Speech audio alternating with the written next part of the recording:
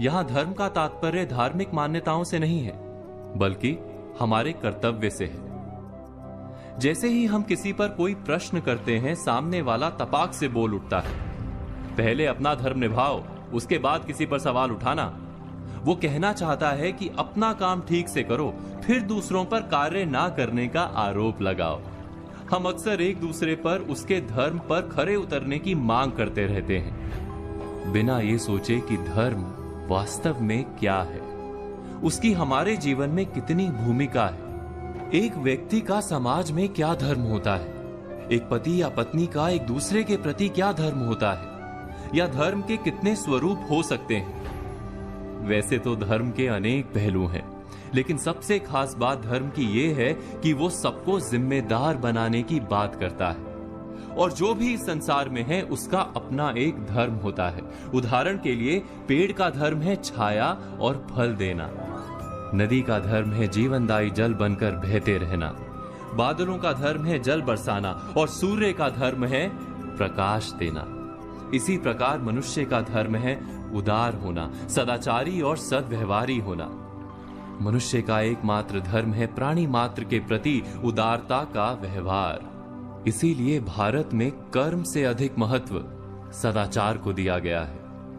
सद्व्यवहार ही धर्म है, क्योंकि इस सद्व्यवहार में कर्म, धर्म, नीति, ज्ञान सब शामिल है। धर्म के अनेक रूप और प्रकार होते हैं, उसमें से एक रूप को एक कहानी के माध्यम से समझाने की कोशिश करते हैं। एक संत थे, नाम था क्षम्य मुनि।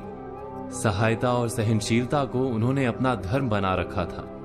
एक दिन वो नदी से नहाकर निकले तो एक बिच्छू को पानी में बहते पाया। उनके मन में आया कि इस बिच्छू की सहायता करनी चाहिए। उन्होंने बिच्छू को पकड़कर बहती जलधारा से बाहर निकालने के लिए हाथ लगाया ही था कि बिच्छू ने अपने स्वभाव और अपने धर्म के अनुसार डंक मारा। मुनि की पकड़ ढीली पड़ गई, बिच्छू फिर से पानी में बहने लगा। मुनि ने फिर प्रयत्न किया, बिच्छू ने फिर डंक मारा। ऐसा कई बार हुआ। बिच्छू डंक मारता रहा, मुनि उसे उबारने का प्रयत्न धैर्य के साथ करते रहे। अंत में वे सफल हुए।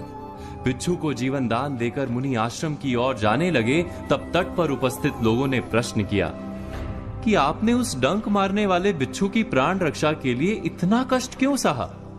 मरने देना था उसे। क्षम्य मुनि बोले, यदि बिच्छू अपने डंक मारने के धर्म का त्याग नहीं कर रहा, तो मैं सहायता और सहनशीलता के अपने धर्म को कैसे त्याग दूं? अपने धर्म पर चलते हुए कष्ट सहना ही तो तप और जीवन है। व्यास मुनि ने कहा है, संक्षेपात कथ्यते धर्मो जना किम विस्तरेण वा परोपकारा पुण्याय पापाय पर पीड़नम। अर्थात, हे मनुष्यों, संक्षेप में हम तुम्हें धर्म का मर्म बताते हैं। परोपकार करना ही पुण्य कर्म है, धर्म है, और परपीड़ा ही पाप अर्थात अधर्म है।